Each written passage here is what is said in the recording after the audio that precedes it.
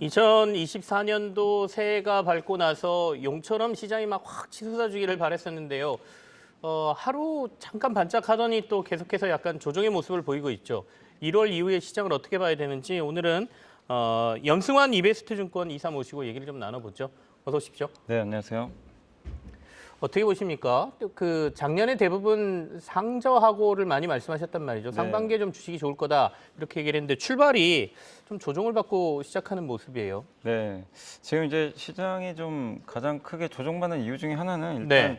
더 이상 이제 올라갈 좀 당장의 뭐 추가적인 모멘텀이라고 해야 될까요? 그 상승 재료가 일단 좀 굵직한 게 좀 없다 보니까 좀 쉬어가고 싶은 것 같아요. 지금 미국도 9주 연속 올랐고 한국도 9주 연속 올랐기 때문에 여기에 대한 이제 가격 부담이 있고 사실 이렇게 올랐던 가장 큰 배경은 PER이 올라간 거죠. 그러니까 무슨 얘기냐면 실적이 뭐 이렇게 엄청 좋아져서 갔다기보다는 24년도에 이제 금리가 뭐 3번, 많게는 한 6, 7번까지 낮아질 거니까 네.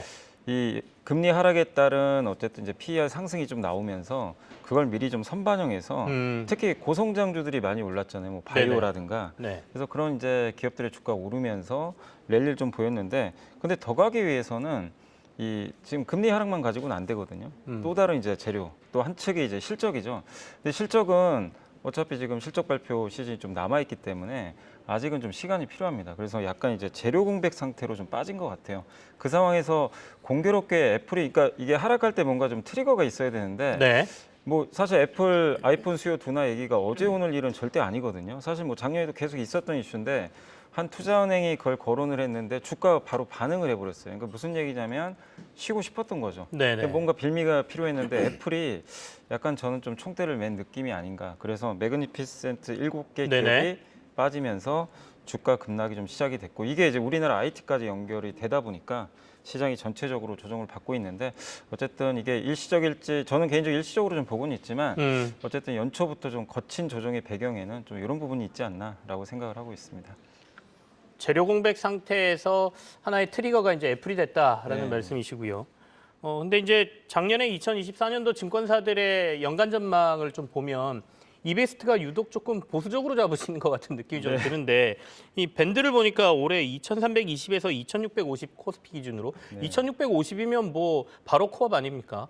좀 이렇게 보수적으로 보시는 이유가 있어요? 사실 뭐 이거 제가 한 게 아니라서 사실 저희 신중호 개인 견해하고 또 하우스 견해는 좀 다를 수 수는 있다 이런 있는데 이제 말씀이시죠? 저희 회사 이제 의견을 좀 말씀드리면 이제 신중호 센터장님 중심으로 이제 전략을 하시니까 근데 이제 밴드폭을 약간 이제 낮게 잡은 거는 위 아래가 좀 막혀 있다는 얘기잖아요. 그러니까 하단도 사실 어차피 올해 수출 회복되고 특히 반도체 기업이 개선되는 건 다들 알고 계실 거예요. 그러니까 이런 것들은 하단을 방어해주고 또 금리도 내려가니까 작년보다는 훨씬 또 우호적인 환경은 맞거든요. 네. 근데 여기서 한 단계 더 레벨업을 하기 위해서 이제 밸류에이션이 올라가기 위해서는 기업 이익이 증가해야 되는데 지금 이제 그 저희 이베스트가 봤을 때는 올해 영업이익 증가율이 51% 정도 지금 증가할 거로 좀 보고 있어요 시장에서.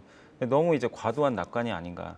그러니까 연간 기준으로 기업이익이 50% 증가한 적이 그동안 많지가 않았거든요. 근데 이제 지금 상황에서 50%가 과연 이게 달성이 가능할까?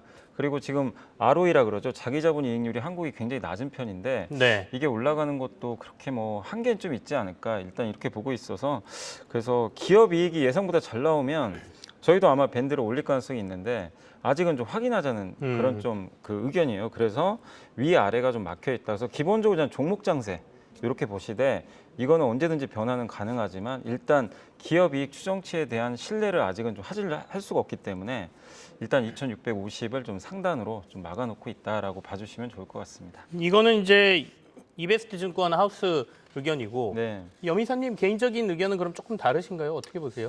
그러니까 뭐 기본적으로는 전 네. 종목 장세 이렇게 좀 보고 있고 위 뭐 상단도 그렇게 뭐 제가 여기 2,650인데 저는 2,800까지는 좀 보고는 있거든요. 근데 거기가 왜 그러냐면은 과거에 보면 우리나라가 수출이 이렇게 돌아설 때 보통 PBR 한 배까지는 올라갔던 적이 되게 많이 있어요. 그래서 지금 수출이 벌써 3개월째 돌아섰고 올해 수출 전망 데이터를 봐도 5% 이상의 수출 증가율을 대부분 예상을 하더라고요. 그렇게 네네. 본다면 PBR 지금 현재 이제 증권거래소에서 확인해 본 결과 PBR 한 배가 2,795 정도 나오더라고요.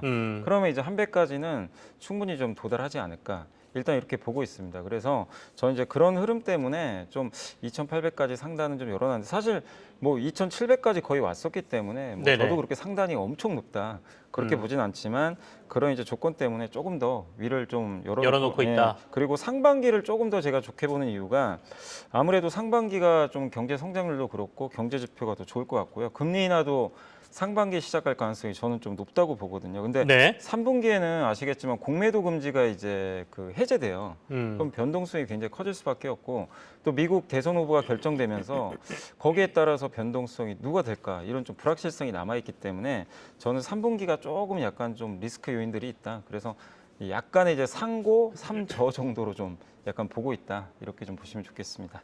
3분기에 이제 6개월간의 공매도 금지 조치가 해제되고 나면 네. 물론 이제 제도 개선 얘기도 나오겠지만 시장의 변동성이 좀 커질 가능성이 높고 네. 미국의 대선도 이슈가 될 가능성이 높기 때문에 네. 그때가 조금 시장의 변동성이 크지 않겠느냐. 그래서 상반기가 조금 더 나아 보인다라는 의견까지 주셨습니다. 방금 전에 뭐 이벤트 2개는 말씀하셨는데 그래도 2024년도에 투자자들이 주목해야 될 주요 이벤트가 있다면 그거 외에 또 뭘 봐야 되겠습니까? 근데 가장 중요한 게 사실은 이제 통화 정책이 바뀌는 거잖아요. 근데 미국이 바뀌는 건 다 아실 텐데. 일본을 봐야 된다 이런 네, 말씀이신가요? 일본도 왜냐면 일본 엔화가 강세일 때 한국 증시가 괜찮았어요. 코스피랑 엔화 강세가 과거에 이제 그래프를 보면 연동했던 적들이 상당히 많이 있거든요. 왜냐면 네. 이제 일본과 또 경쟁을 하다 보니까 그래서 일본의 엔화가 일단 지금은 작년까지 너무나 약했었는데 이제 12월 들어서면서부터 좀 분위기가 바뀌기 시작을 했고 올해 아마 4월인가요? 그때 아마 일본이 춘투 임금 협상이 끝나면 본격적으로 이제 마이너스 금리를 해제할 가능성이 높다라고 하니까 그러면 네네. 일본도 이제 피벗을 하는 거죠. 반대 방향으로. 그러면 달러는 더 약해질 가능성이 저는 있다고 보거든요. 그래서 그런 면에서 엔화 강세가 좀 이어진다면 이거는 한국 증시에 또 우호적이기 때문에 일본의 긴축도 한번 여러분들이 좀 체크해 볼 변수인 것 같고 그다음에 기업 실적 면에서는 역시 반도체가 제일 중요합니다. 이게 기대보다 잘 나오느냐 못 나오느냐가 좀 중요할 것 같고 거기에 또 중요한 게 중국 경기 지금 너무나 안 좋은데 중국 경기가 안 좋은 건 다들 알고 있어요. 그래서 아무도 기대를 안 합니다. 근데 여기서 조금이라도 개선되면 서프라이즈가 또 될 수도 있기 때문에 네. 중국이 생각보다 좀 약간 경기가 좋아지는지 이 부분도 좀 변수가 될 것 같고 그다음에 좀 업종별로는 시가총액 2, 3, 4등 싸움이 좀 재밌을 것 같아요. 왜냐하면 한국은 시총 1위가 절대 바뀌질 않습니다. 부동의 삼성전자죠. 그래서 네. 2등 싸움이 치열한데 일단 하이닉스가 역전했죠 다시. 네. 그래서 반도체가 주도주가 됐어요. 2차 전지가 LG일 때는 또 그 2차 전지가 주도주였고 근데 지금 3위로 물려났는데 지금 또 바이오 두 기업 있죠. 삼성바이오랑 셀트리온이 이제 합병해가지고 합치면 시총 100조가 또 넘어가거든요. 그러면 이제 LG엔솔과 덩치가 비슷해집니다. 그러니까 바이오가 또 약간 3등 싸움이 끼어들고 있고 그 밑에 뭐 자동차라든가 아니면 이제 네이버, 카카오 같은 기업들이 있는데 이들 중에 누가 또 3위권으로 치고 들어오느냐 이걸 또 잘 보시면 좋을 것 같습니다. 그쪽이 또 올해 하나의 반도체 말고 또 주도주가 될 수 있으니까 이런 부분도 보시고 마지막으로 이제 선거 이게 증시에 우호적일지 어떨지 모르지만 어떤 정책들이 나오는지 이런 변수들 체크해 보시면 좋겠습니다. 시총 2, 3위 싸움을 보면 올해 주도주를 네. 우리가 알 수 있다 이런 말씀이시네요.